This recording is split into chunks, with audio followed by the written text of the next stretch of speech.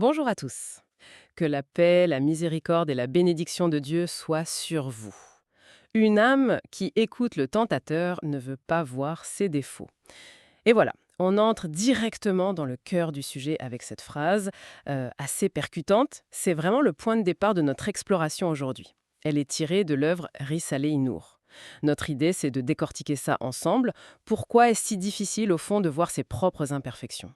La phrase suggère que ce n'est pas une simple distraction, c'est un refus actif. C'est exactement ça.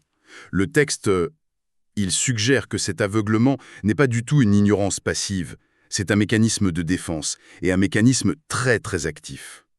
La part de nous-mêmes qui est portée, disons, vers les passions, l'ego, eh bien, elle se comporte comme son propre avocat. Son propre avocat. Oui, systématiquement, elle va plaider non coupable, chercher des excuses, rejeter la faute sur les autres.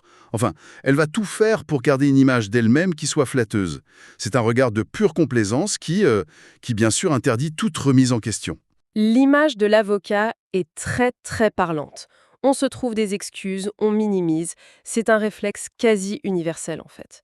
Mais concrètement, si on reste dans ce rôle d'avocat de soi-même, quelles sont les conséquences? Où est-ce que ce déni nous mène d'après Risaleh Inour? Ça nous mène à une forme de fragilité, une fragilité extrême. L'âme qui refuse de s'examiner, de se regarder, devient une sorte de jouet facilement manipulable. Et c'est là qu'intervient une idée assez philosophique. Le texte lie les fautes au concept de non-être. Le non-être. Oui, c'est un peu abstrait, mais l'idée de fond, c'est que le mal, l'erreur, la faute, ce ne sont pas des forces créatrices. Ce sont des absences, des vides. L'incapacité, c'est l'absence de capacité. La destruction, c'est l'absence de construction. Attendez, pour être sûr de bien comprendre. Ce concept, c'est un peu comme l'obscurité. L'obscurité n'est pas une chose en soi, c'est juste l'absence de lumière. C'est ça l'idée. Donc, une faute, ce serait une absence de bonne action. Un vide là où il devrait y avoir du positif. C'est une analogie parfaite. Exactement. Et le piège, il est là. En refusant de voir ses défauts, qui sont donc des vides, des absences de perfection, l'âme se ment à elle-même. Elle s'attribue une existence pleine, une perfection qui est en fait illusoire. Et en faisant ça, elle dresse un voile. Un voile qui l'empêche de voir la perfection véritable du Créateur, qui lui est la seule source de tout ce qui existe positivement. Elle prend le vide pour le plein. D'accord, le diagnostic est posé. C'est un mécanisme de déni puissant qui nous fait confondre nos manques avec des qualités. Alors, quel est l'antidote que propose Risaleh Inour? Comment on brise ce miroir qui nous déforme? L'antidote, c'est un acte de courage, d'honnêteté radicale.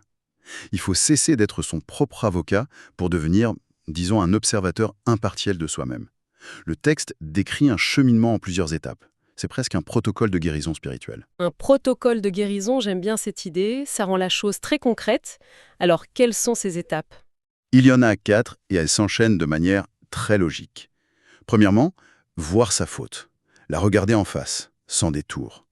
Deuxièmement, l'admettre. L'admettre sans excuse. Troisièmement, bien sûr, demander pardon. Et quatrièmement, et ça c'est crucial, chercher refuge auprès de la source de toute perfection pour ne pas y retomber. L'idée vraiment puissante ici, c'est qu'une faute qui est reconnue, eh bien elle cesse d'être une ancre qui nous tire vers le bas. Elle devient un tremplin vers l'humilité et donc un premier pas vers la purification. C'est fascinant, ce retournement de situation. Si on devait retenir une idée forte de ce texte, ce serait donc que reconnaître sa faiblesse, ce n'est pas un échec. C'est même le début d'une élévation spirituelle. C'est un changement de perspective assez radical, non? Tout à fait.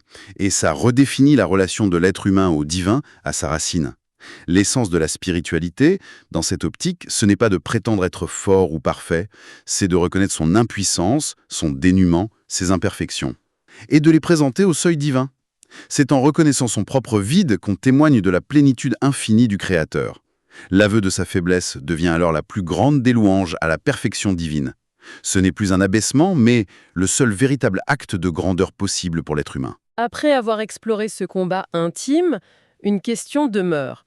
Comment cette cécité volontaire face à ses propres imperfections façonne-t-elle non seulement un destin individuel, mais aussi le monde extérieur que nous partageons tous?